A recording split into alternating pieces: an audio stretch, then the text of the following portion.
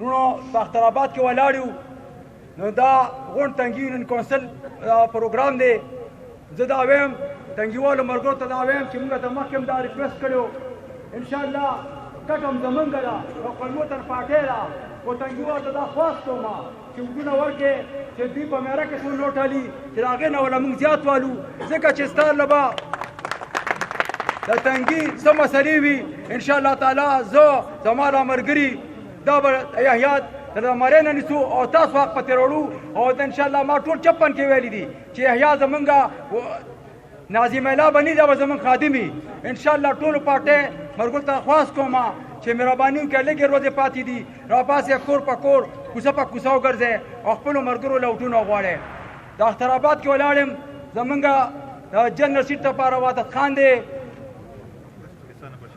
کسان دپاره